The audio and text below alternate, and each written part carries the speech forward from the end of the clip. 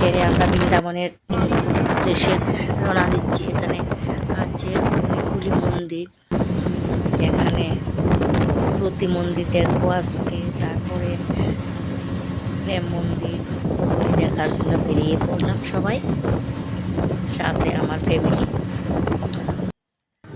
প্রথমে মেয়ে ঢুকে গেল, গিয়ে সেরে প্রবেশ করলাম আমরা প্রতি মন্দিরে গিয়ে একটা ছবি তুললাম।